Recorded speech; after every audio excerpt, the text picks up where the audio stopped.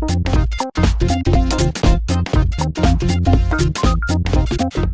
living.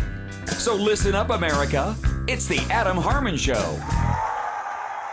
Hey, we are back, and you're listening to the Adam Harman Show here on KABC 790 AM Talk Radio, the way you like it. Well, today we're going to be talking about a problem that affects a lot of people out there. Even if it doesn't affect you, you probably know someone that affects within your life. It's autism, and it's on the rise here in America and abroad. There's a lot of misinformation going on right now as it relates to this topic, okay? And as it relates to the disorder itself and its treatment. But today's guest is going to help set the record straight and give new hope for those people out there who are affected by autism and their families. Melissa Reiner is considered by leading pediatric neurologists and developmental pediatricians as one of the top behavioral and autism consultants in California. With her certificate as a relationship development intervention consultant and her master's degree in special education, Melissa is an expert for helping clients improve relationships by shifting communication style. That's interesting. In 2004, Melissa founded Bridging Pathways Autism and Behavioral Consulting, a practice to bring effective communication techniques to individuals, families, and organizations looking for more successful relationship and communication solutions. With expertise in working with these diagnosed with autistic spectrum disorder, Melissa is often retained as Hollywood's autism expert and credited as the autism consultant for the new television show on ABC known as The Good Doctor, which is, by the way, a great show. She is the author of several books and a frequent speaker on expert panels, corporate events, and seminars in academic institutions. Well, Melissa Reiner, welcome to the Adam Harman Show. Thank you for having me on. We've got so many questions here, and just to be quite transparent as well, I've actually got a 23-year-old son who's autistic as well. And so I'm going to be writing notes as I'm trying to interview at the same time. But, okay. But I know it affects so many individuals out there. But, it's important for us to be able to set some definitions here and really talk about the parameters as it relates to, how it affects children and what's the prevalence out there. So can you define what autism is, describe how it presents in children, speak of the prevalence, and discuss possible causes? Sure. There are several deficits that are usually markers, or what some people say are red flags. However, I also want to be clear that sometimes a child, I've heard, people say, well, my son walks on his tippy toes. Does that mean he has autism? And no, it may just mean he's trying to see something that's up higher, or he may have a physical therapy need or an occupational therapy need. But it's important not to jump to conclusions. But some of the markers that we look for are challenges in communication, especially in dealing with matters of empathy. And often people will say that their child struggles to maintain eye contact. Right. And we also see evidence of rigidity. So transitions. A child maybe is used to a certain order of, their schedule each day. And if that is disrupted in any way, it may throw them for a loop and be hard for them to even recover. And I think it's really crucial that people also understand that there are so many reasons why people are successful in life. But the number one reason is resilience. And if our children aren't learning, and it's something you can learn, how to be resilient and flexible, because it's a challenge because the world is so dynamic and it's always changing. You think you've got it all dialed and you've got your day planned out perfectly, and you get a monkey wrench thrown in. Happens all the time. Yeah. How do you recover? How do you improvise? How do you come up with a solution and problem solve? And those are all often more deficits that we see, those challenges in solving problems. And, I had a friend whose son, he got dressed in a certain order each day. That's just how he did it. And so he wouldn't put on his pants until he had his socks on. But one day he just was out of socks. They were in the dryer. They were going to be ready soon. And he, forgive me for he walked around naked all day because until, for 45 minutes, instead of getting mostly ready and then putting your socks on, he refused to put anything else on because his socks weren't on first. And that's that rigidity element that we look for. Right. Okay. Now, what is the prevalence out there? I hear it's on the rise. What's going on here?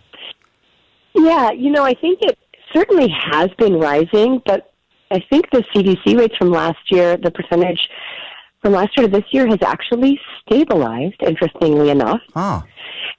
And, but it has been steadily rising until this year, which is what I just uncovered myself. And I don't necessarily know why, but I know that I think the rise prior to this year probably comes from several different sort of channels of understanding. One is that I think the diagnosis was broadening to really fill in this spectrum in a way that prior, 50 years ago, you couldn't get a diagnosis of autism unless it was incredibly severe, if you were profoundly impacted by autism. And people would imagine someone with autism 50 years ago maybe with having to wear a helmet, banging their head against the wall, sitting in a corner and rocking back and forth. And that's that sort of stereotypical image of someone who is severely impacted by the diagnosis. But, there are kids now who have a diagnosis, and you would be hard-pressed to say, that you see any challenge in that child. You see just a great little kid who's running around, maybe even playing with other kids. And so it has become such a broad scope within the diagnosis, which I think is great, because I think it has helped everyone to, like you said, I don't know anyone who doesn't know someone who has a diagnosis. Right. And I think it takes the stigma. It's sort of, instead of stigmatizing it, it normalizes. Because whatever, people always say, the general population this versus the population with the diagnosis. And now I think the general population is shrinking as we all find within ourselves little bits and pieces that we go, maybe I'm a little bit on the spectrum, And so I think that there are certainly these pieces of the puzzle, for lack of a better term, that can absolutely help save a family and pull them out of crisis, right? And to know now it is so prevalent. And we do know so many individuals with a diagnosis. It doesn't have to be terrifying. Right. And, I have such a breadth of perspective. I do this for a living. So I come in and families say, gosh, I have hope now. For the first time, I have hope. Because I have such a, broad perspective that I can really see that there's just all these wonderful sparks of excitement that, we're going to work with this, and I can see that, and, this looks great. Right. Instead of doom and gloom. Yeah. It doesn't have to be. Yeah. I remember the first time we found out at 18 months, we had gone to out to Staten Island. I was in New York City at the time, and we had one of the first people who were doing evaluations. I think it was Dr. Cohn. And basically speaking, when we got the evaluation on it, we were devastated.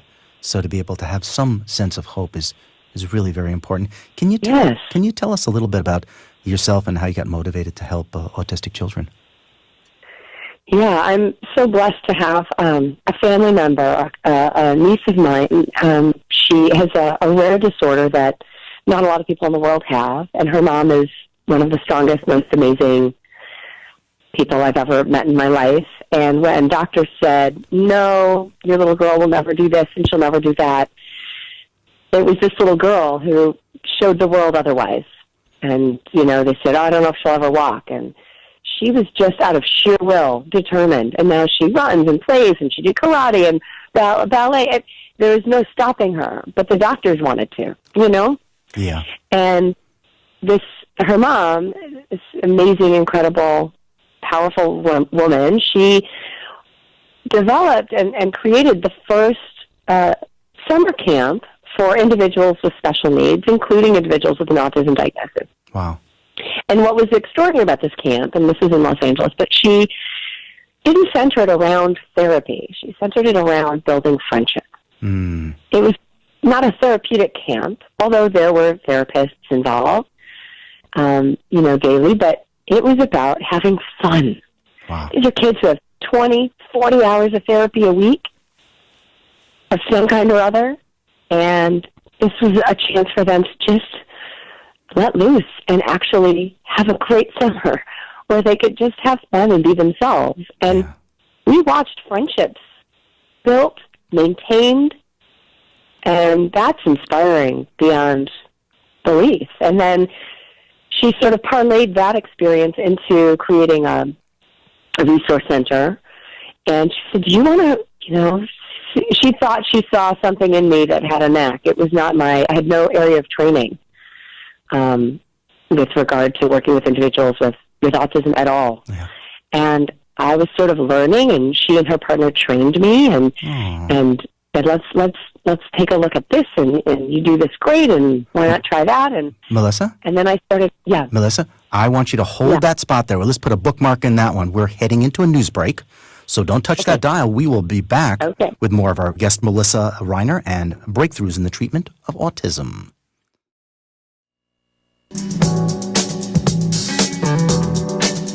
Oh, we're back again. We're back, and you're listening to The Adam Harman Show on Talk Radio, 790 AM, KABC. We are here again with our autism expert, Melissa Reiner. Melissa, are you still on the line? I am. Oh, we interrupted such a great story where you told us, or were telling us, about how you got involved in helping children with autism, and your friend made a camp and said, why don't you join us? Now, keep on telling us more. So she said, let's do it, and you can work let's try it out and see if you want to work as a one-on-one therapeutic companion with individuals who are being immersed in neurotypical classroom settings. And I loved it, and I became incredibly passionate about it, and then I decided to gain a deeper understanding, and that's when I went for my certification and became Relationship Development Intervention Certified. And now I have my own company, and I'm so grateful to be so booked. I have to sometimes ask people to wait until I have an opening to see them. So it's a great gift that I get to enjoy working with so many individuals all over Los Angeles and Orange County. It's a gift. My goodness. You know something? It's truly a blessing as well. I've hung out with so many different autism support groups with my son Jeffrey. I've even lectured in front of large groups of practitioners and consumers about autism and the use of supplements and things like that. But in their faces is this need, this hunger for hope. And to be able to have a practice which is doing so well, you must be doing something right. Can you tell our listeners about your types of therapies that you offer and how they really make a difference? Yes, I would say it's a very bad business model. My goal is to get out of there, is to have families not need me. Okay, planned obsolescence, right? Yeah, exactly. So that I come in to help guide parents so that they can become their own competent guides with their own child, so that ultimately our children can become their own competent guides. Because as we get older, we know that when we're gone, all we want is for them to be able to thrive and to be safe and to be nurtured. And if they have developed skills of self-advocacy, self-deployable skills, then we've done our job as parents and as caregivers. So the main crux of the work is really wonderful, because when I was working in a school setting, it was sometimes frustrating because there was not a lot of communication with the parents, interestingly enough. It was in the school settings, you'd be there 3 hours, 5 hours, 7 hours, and then the child would go home. And the remainder of the day, they'd be back at home in these patterns, perhaps, or these routines that weren't necessarily aligned with the work we were doing. So it would sort of be like Sisyphus pushing, the boulder uphill. Yeah. And instead, this methodology that I work in with my company is parent-driven. So I don't come in, I don't babysit, I don't just hang out with a child. I am there to help motivate parents and inspire them and educate them and empower them. And the crux of the work is shifting our communication style. So every adult I know, myself included, by the way, adults, teachers, we always speak typically to children using imperatives and interrogatives. Almost everything is a command or a question. Now, the recipient of commands and questions, to a small degree or a greater degree, will experience that interaction with an accompanied spike in heart rate and blood pressure, which is tantamount to an anxiety response. But when we speak declaratively, we don't see that same spike in heart rate and blood pressure. And it's fascinating. So it's processed differently when we speak declaratively.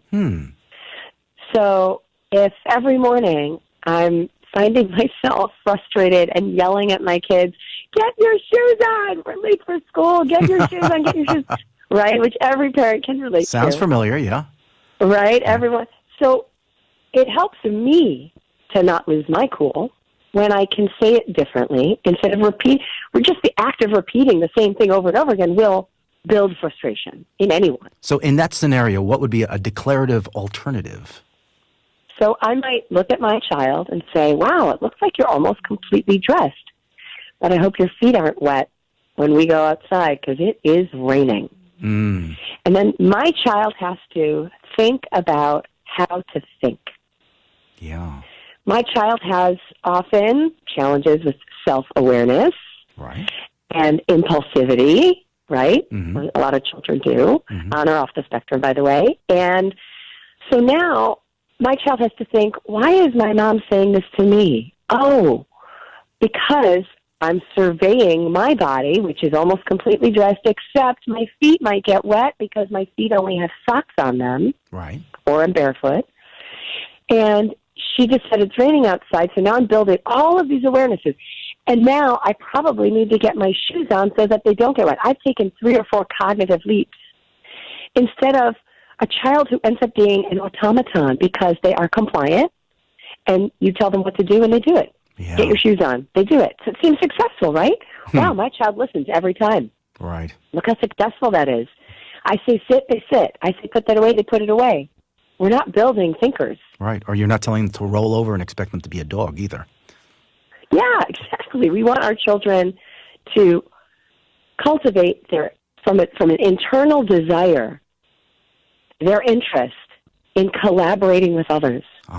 So now I'm asking my child to listen to me, to hear me out, to connect in with me. Instead of just go do this thing, I could point to the shoes, put it on. They put it on. Compliant child, great. No problems. Right. We don't have problems. Well, we do. Because we don't have someone who's connecting in with others. And that's the elusive component. And my forte is working with individuals who, often are deemed as high functioning and what used to be called Asperger's. But when everyone looks like they're attending and they are getting good grades, but they're socially not connected with others, there's no rewarding, fulfilling relationships that are being built or created or sustained, then that's not a success. And this method really helps everyone to connect with one another in a really meaningful and productive way. It's fascinating. That's beautiful. Hey, you know something? Could you share just a little bit of a success story with us in regards to like one of your clients? Yeah, I'm so grateful to graduate families all the time, and sometimes it's so fast that I'm thinking I'm too good at it. No, I'm just kidding. You're like they grew up so fast. So fast. So it's true that there'll be a family who's in complete crisis. Mom or dad or both are just ready. They're at the end of their rope. They're ready to throw in the towel. They're devastated. And within 4 sessions sometimes. Oh, my goodness. The exception, not the rule. Yes. We'll all meet again, and I'll say, I don't know if you need me. Because what am I going to do? Just hang? I'll come out. We could all sit together and have tea or a little barbecue, play a board game. Right. But my goodness. So So this was a successful moment that was I just found so fascinating to me because it helped mother and son to interact in a really powerful way moving forward. Mom had become exasperated one day because her son was out on a field trip with his school, and they'd gone to the beach. Mm-hmm. And she had given him a bottle of water, a bottle of sunscreen, a towel, a lunch. And the rule was the teacher who was taking the kids out had a whistle, because out on the waves it's hard to hear sometimes. And he said, when I blow the whistle, I want everyone to come out. We'll reapply sunscreen, come out of the water and come back onto the beach, and we'll reapply sunscreen. And so I happened to be there the day she had just picked her son up from this field trip, and she was livid. And I could see that her son was completely sunburned. I mean, he was like a lobster. He was just so bright red, and it was almost unsafe, So she was so angry, and she said, well, his teacher said that every time that he blew the whistle, my son would not come back onto shore. Refused, heard it, looked around, saw everyone else coming onto shore, wouldn't do it, wouldn't listen the whole day. And there's, 30 other kids that the teacher has to take care of, so I figured, well, if you don't want to listen, you're just going to get sunburned, and, calling and begging and, So Mom was so angry and sort of, why did you do that? A question. What were you thinking? A question. Don't ever do that again. A command. And I said, let's take a breath. Let's create a moment of pause. And I said to her son, so it sounds like, this is the declarative portion, that whenever your teacher blew the whistle, you didn't come out of the water. And I don't know why. None of those words increase heart rate or blood pressure in the recipient. Right. And he paused, and he thought, because sometimes there's a processing time, and we have to create pause for both of us. Right. So I can not lose my cool, so he can organize his thoughts.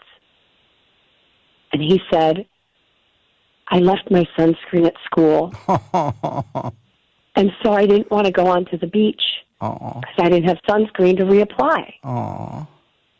Right? And that's sometimes what we see is that you're asking about deficits. That's a black and white thinking, right? Yeah. So instead of yelling at him about it or being angry at him, how could you not know to go out anyway and tell the and I said, so this was our moment of discovery. And I said, so if I'm seeing all my friends come back onto shore and I know I forgot my sunscreen, I'm wondering if my teacher and my friends have sunscreen that they could share. Oh. It had never occurred to him. Oh. This was the flexible thinking, improvisation. Melissa, these stories are like gold. We're going to be finishing things up. I really want everyone out there, whether you've got someone in your life who has autism or you know someone who does, look into askmelissanow.com. That's askmelissanow.com. Get in touch with this lady because she's got gold for you, and we want to make sure that you take advantage of it.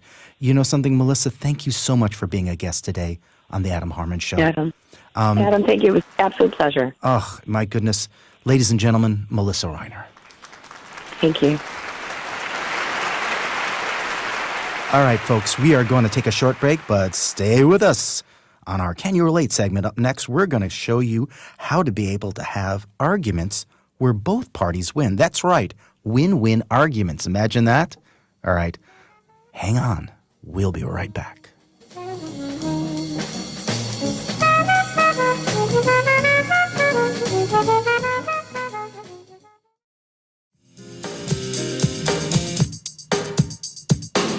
Ooh, we are back, and you're listening to The Adam Harman Show on Talk Radio, 790 AM. Well, during our Can You Relate segment, we are going to be talking about arguments with loved ones. Yeah, you've had them before. Not how to crush your opponent. We're not going to talk about that. Not how to be a fair fighter or have a fair fight, but instead, how both parties can win. We're actually talking about a win-win fight. Imagine that. Imagine you walk into the ring. We have one in one corner. We have another corner. And at the end of it, they both win. That doesn't make much sense when it comes to the pugilistic arts of boxing. But the bottom line on the whole thing is we're talking about relationships and love here. So let's talk about some of the keys that I've discovered in working with men, women, and couples as a consultant to help them work things through, sort of help them with their conflicts. And here's some keys on having a win-win fight. Folks, you may want to take notes on this one because I've seen some fights out there and they look ugly. So, okay, first of all, you want to prove you're listening to the other person. Wow. Like, imagine all of a sudden someone just said, da, da, da, da, da, da, da, da, and you said, okay, so what you're trying to say is this, this, this, this, and this. One of the biggest problems in communications these days, especially heated communications, is people's disbelief that the other person's actually listening to them. When you actually take that away from the scenario, you take a lot of fire away from that whole battle, away from the conflict itself. So proving you're listening to another person is key for a win-win fight, okay? The next is being clear on what you want and what the other person really wants. Now, it might seem simple. Hey, I know what I want. Sometimes you really don't. You don't know what's really underneath it all. You may be reacting something. You may all of a sudden have a trigger pop up. My trigger is, when it comes in a relationship, is being taken for granted. Okay, that's my trigger. And, and maybe like, oh, you did this or you did that. No, you just don't like being taken for granted. So really finding out what you want and asking questions and repeating back to them as to what's going on, what they want. Really finding out what both people want is essential to a win-win fight, because how do you expect them both to win unless people get something? The reason why people are fighting is because they want to get something they don't already have, okay? So there's a lot of need going on there. Find out what the needs are. These are also a lot of great insights on sales as well. Heck, we're salesmen every day of our life. We want to be able to sell our point of view and persuade people. But when it comes to relationships, find out what both parties' needs are and be pretty crystal clear as to what your needs are. The next one is stating commonalities. That's a cool one, right? Many people, you need this subtext, this sort of like background, this parchment in which you put this print of all these nasty words on it. And the parchment has to say, I love you and you love me. We know that for sure. I know that you don't want to make me sad. Now, the other person really doesn't want to make you sad if they're in a relationship with you. It's not like their goal in life. They didn't all of a sudden turn into like one of these like spies that basically they married you 50 years ago. Now they're going to attack. They're like some sort of weird cell or something like. No, heavens no. They want to make you happy. All right, there's no plotting there. So all these different commonalities, things you have in common, goals you have in common, state them together. If you state that during a discussion, then all of a sudden that'll take some fires away. I am giving you the ultimate fire extinguishers here and ways to be able to turn an argument into an opportunity. The next one is not activating the blame trigger. Oh, you pull the blame trigger, sucker, you're going to get yourself shot. Okay? Here, let me give you an example. You say to a woman or to a man, you did this and you did that. You are blaming them for doing something. But if you say, when you did this, it made me feel that way, it changes the entire story. Listen to me on this one. When you say to a person, instead of you did this and you did that, you say, when you did that, it made me feel this way, then all of a sudden it triggers up that commonality. They're like, well, I don't want you to feel that way. I love you. This isn't a war. I didn't know that you were feeling that way. So it takes away that conflict. Do not activate the blame trigger. That's a nasty trigger. And like a gun, it can blow up in your face. And you don't want to make that happen. No insult to our proponents for guns out there. I don't want to get involved in this political story. Okay? So don't activate the blame trigger. And also, allow the other person not to lose ground in the ever-present power struggle. This is interesting. There is always a power struggle between couples. There is always a power struggle. Okay? Here, let me give you an example here. A lot of people think that you're either settling or you're trading up when it comes to your other partner. Well, who's the settler and who's the trading up? All right? Sometimes you look at partners and it's just like, let's say you have a young lady who, is all of a sudden looking at this man and he is just gorgeous. He's like a 9.5 out of 10. And she's an 8.5. She's a pretty lady, but she's trading up. You know what I mean? So that's their balance in regards to looks. But on the other hand, she may be settling because that guy maybe isn't as spiritually evolved as she is or have as good a vocabulary. So there's a balance there. There's this trade up, trade down concept. You don't want to mess with people's feeling of power where they're at, okay, what their strengths are. Or you don't want to make another person seem weak, all right? If you make another person seem weak, they will defend that to the death to remain strong. They may not apologize for doing something nasty because they don't want to look weak, okay? So you want to understand that, unfortunately, even though all the Buddhist teachings will tell you that this is not a good thing, you want to, unfortunately, help people to maintain their egos because they exist. They're real. We're getting giggling in the background. LeRoy is giggling, okay? We're getting giggling in the background, but it's real. Egos are real. Since you're dealing with people, you got to deal with egos. These are very, very important. My acronym for remembering this is L for, improve your listening. W, be clear on both wants of both parties, okay? C is for commonalities. B is don't blame, don't hit that trigger, okay? P is don't make them feel weaker in the power struggle. And guess what it comes out to? Here we go. This is how you remember it. Learn why Cindy bakes pancakes. Okay? All right? So we got our L on there, okay, which is the listening. The Y, which is, we want to make sure everybody knows their wants. Cindy is commonalities, okay? All right? And B is that blame trigger, all right? Okay, bakes, that's bakes, all right? Then we have pancakes. I love pancakes. Do you like pancakes? I love pancakes. She loves pancakes. You will remember this. Learn why Cindy bakes pancakes. And pancakes is that power struggle. You know what I mean? So we want to keep our eyes on learning why Cindy bakes pancakes. And then you end up with these conversations where, guess what? There's no winner. There's no loser. There's just winners, plural. Imagine if you could have that. Imagine every single time something comes up, because challenges come up in relationships. I just had a challenge today with my girlfriend. Hopefully she isn't my ex-girlfriend here. But, bottom line on the whole thing is this, it has challenges. So we want to be able to make sure we meet those challenges. And lastly, if you're one of those people who just can't stand to lose the argument, get over yourself. Get over yourself. A lot of people out there, I used to be that way when I was younger, when I was in my 20s and 30s. Okay, is I would stand there and I just argue for the sake of arguing, and I did not like to lose. I would try any technique to win. You know those people out there? Well, I was one of them. Sorry. The real question it comes down to is would you rather be right and unhappy, or would you rather be in a win-win argument?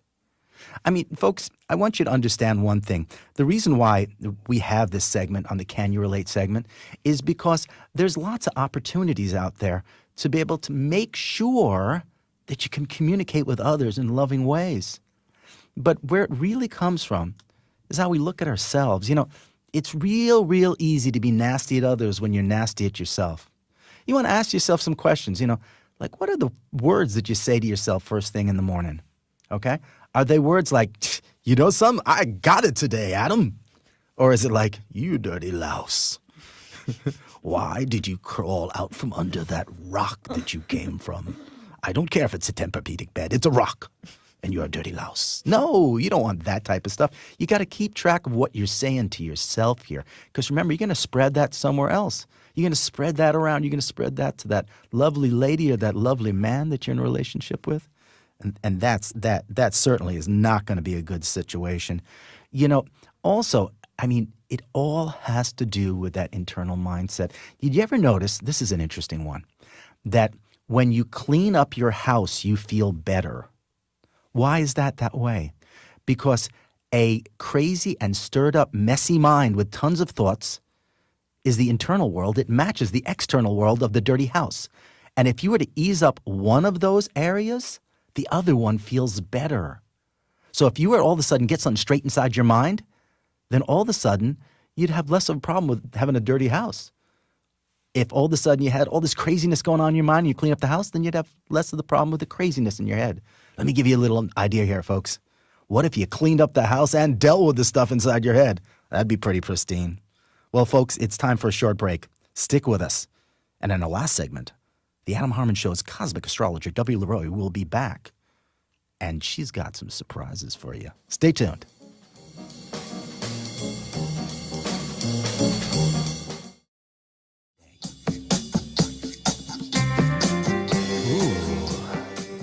I like that music. We are back, and you are listening to The Adam Harman Show on Talk Radio, 790 AM KABC. Oh, no, there's something going on in the studio right now. Is it that time again? It is that time again. Well, then it's time for... The fabulous Dovie LeRoy, cosmic astrologer. Oh, girl, take it away and make this stuff happen. I am so ready to make this stuff happen. Let's do this. So, to begin, we do have Mercury retrograde in Aries. So, this is really going to be about reevaluating, revisiting, revising anything that has to do with our routines right now. And it's really about finishing up what you started. So how do I explain this in the easiest way? For example, it's like cleaning out a closet and then having all the clutter gone and then being able to bring information in. So you're really cleaning out the clutter so that you can bring new. And what this means is that you really need to tap into your inner thoughts and understanding that we are going to be having glitches going on during this time. We also have Jupiter retrograde as well in Scorpio, and this is all about expansion. So what we're going to be working on is going inward and cleansing that muck, just like the other retrograde, so that we can expand and get everything out there that we want to be able to evolve with and grow with. Now, going into the astrological alignments, though, this is going to be fun.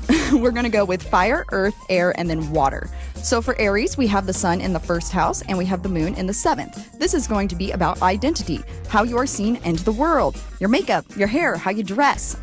Anything that has to do with business partnerships and romantic partnerships may also be culminating, climaxing, and coming to an end. We have Leo, sun in the ninth house, moon in the third. This is about higher education, people, politica, foreign people, foreign lands, and anything about social media or siblings or contracts will be culminating, climaxing, or coming to an end. Also, we have Sagittarius. The sun is in the fifth house. The moon is in the 11th. This is a getting her done kind of attitude. Courage, glamour, romance will be culminating, climaxing, or coming to an end. And this also has to do with your hopes, your wishes, your dreams, your goals. Now, going into earth signs, that would be Taurus. The sun is in your 12th house. The moon is in your 6th. This has to do with your health, your daily duties, the past, clandestine affairs. Virgo. Sun is in the 8th house, moon is in the 2nd house. Joint finances, jealousy, intimacy, rebirth of something, and that will be culminating, climaxing, or coming to an end when it has to do with your joint finances. We have Capricorn in the 4th house of the sun, and we have the moon in the 10th. Status, career, home, family, culminating, climaxing, coming to an end. For the air signs, we have Gemini. The sun is in your 11th house, the moon is in your 5th house. Hopes, wishes, network, dreams, goals. That will be definitely the main focus during that. For Libra, we have the sun in the 7th house. We have the moon in the 1st house. Business, romantic partnerships, identity to the world will be culminating, climaxing, or coming to an end. Lots of culminating, climaxing, and coming to an end. Just kidding. No, but we have Aquarius. The sun is in the 3rd. The moon is in the 9th. This has to do with siblings, short distance travel, higher education, foreign people, foreign lands, justice, business partnerships, culminating, climaxing, coming to an end. For the water signs, we have Cancer. We have in the 10th house, the sun. In the 4th house, the moon. Status and career. Being put in the spotlight, especially for Cancerian energy. The good, the bad, the ugly, the indifferent, that will be illuminated. Right? And then we have Scorpio, which the sun is in the 6th house. The moon is in the 12th house. Daily duties, psychic abilities, health and well-being, hidden manners, romance. By the way, we have a Scorpio in the house right now, Miranda Marie. She's probably feeling this. Scorpio in the house! And also involving the Scorpionic energy, just because you're here, any Aries or any Virgos will be affecting you with those daily duties, psychic abilities, so-and-so. Then we have Pisces. The sun is in the 2nd house. The moon is in the 8th house. Self-value, the money you make from the company you work for, the money you make from the company you own, culminating, climaxing, coming to an end. Now, the reason that I keep saying culminating, climaxing, and coming to an end is because we have a full moon tonight in Libra. And that means that everything will be doing that, and it will be illuminated. So, anything that you wiped or brushed under the rug is definitely going to be brought up during this time. And during this full moon, what I recommend doing is getting a glass bowl, water, your stones, and Himalayan salt, so then you can cleanse your stones, purify your stones, make it to where your house can be cleaner, get rid of the stagnant energy. So all you have to do, you have 72 hours prior from the full moon, is put those in a bowl with the water, with the salt, let them go under the moonlight, let the moon activate them and cleanse them, so then when they're put in your house, they're very clean. And speaking of crystals, where is my, here it is. Where's your crystal? My crystal, pyrite, pyro, fire. That's why everybody should be having this stone right now, because this Mercury retrograde in Aries is just really intense. It's really impulsive. Is that stone warm or something? Is it like a fire stone? So it's an earth element, but interesting fact, the Native Americans would actually hit these stones together to create fire, and they have a fire essence about them. It is also a huge protection stone. So any of the energies that are negative or intense that could be affecting you will definitely be cleansed from this. Yes. So the fire energy. Fire! So I do have Miranda Marie on the show with me. She just moved here into Los Angeles, so this is going to be exciting. She's my lucky guest. And that tapping noise was the cards tapping against the table. I have my tarot cards. It's time. I know it is time. The cards of destiny. Perfect. So just a little update. Miranda is a Scorpio sun, a Capricorn moon, and a Gemini ascendant or rising. So just based off of that, that means that you can actually start creating something and completely structuring it and grounding it and building it up. Good. Okay. You're like, oh, thank goodness. Yeah. That means I have hope. Not far off, but it's good to hear. Excellent. But that's just a little general update. And like I said before, with the astrological alignments, I'm assuming that within this week you will be experiencing anything that has to do with your daily duties, psychic abilities, and health and well-being, and so on. But getting into the tarot, do you have any questions for me? I do have a question. I'm a little concerned about my dog. Your dog? Yes. Okay. The love of my life. My baby. My child. Don't tell that to her many husband. can I relate. know. Oh, he's well aware. Love of his life as well. Okay. He's like, you're second? No. We both know where we come on the anarchy. But yes. My little baby, my fur baby, I did just move her from Indianapolis with me, so we're a little bit concerned on, how she's feeling about it, how she might take the move, and if she's like stressing out on the inside. It's kind of hard to tell, obviously, since she can't communicate with me directly. Yes. So what I'm going to do is I'm going to pull a health and well-being card, and I'm also going to pull an Osho Zen card as well. The health and well-being is Doreen Virtue. She's excellent. So tapping into that, I want you to pull with your left hand. This has to do with, what's your dog's name? My dog's name is Cola. Cola Lola. Yeah. Okay, perfect. So pick a card for her health and well-being. Left hand. Perfect. And she is picking a card right now. The Doreen Virtue stack. Ooh! Expect a miracle. This is excellent. So that means that she might be experiencing something or going through a situation that might make her feel really uncomfortable right now, but it's going to definitely be surfaced out and everything is going to be okay. Okay. So if she isn't used to this environment, if she isn't used to the things around her, it's going to be really odd or weird for her for a little bit, but once she taps into other energies around her, it's going to just completely dissipate. Oh, yeah. yes. You said, and then, do you want to do another one based off of the doggy, or do you want to go any more farther than that? You've got 30 seconds to wrap this up, young lady. We're doing the dog. Doggy. Big one. My little I baby. feel it with the Osho Zen cards. Oh, Oh, so that just means you need to give her attention. We have the projections card, which is also an emotional card, which has to do with communicating with your animal to figure out what their needs really are. So if you're noticing anything weird or touchy with them, yep, that's what you got to do. Okay. Oh, Dovie LeRoy, thank you so much for bringing on. Thank you. And bringing all this wonderful wisdom to us. Folks, if you want to be able to get a natal chart for, I think, $85, which is pretty cheap. It just shows she has a love for the service on this one. Then you contact her at Dovie, that's D-O-V-I-E, LeRoy, L-E-R-O-Y, at gmail.com, and she'll help you out there. I've heard a lot of satisfied folks out there. You know something? We're getting to that point again. Once again, it's time to wrap things up here at The Adam Harman Show. Make sure you subscribe and follow The Adam Harman Show, that's H-A-R-M-A-N Show, on Instagram, Facebook, and YouTube for great inspiration and video posts. Tune in next Saturday night when we'll be back. We'll be back? Great. We'll be back with Dr. James Maskell on how to get insurance to pay for your natural medicine. I know a lot of people who like natural medicine ask that question. This man has got some answers. Make sure you tune in and call in for next Saturday's show at 5 p.m.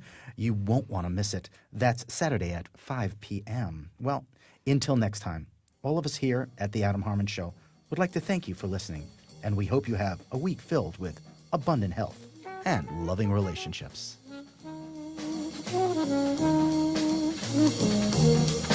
Thank you.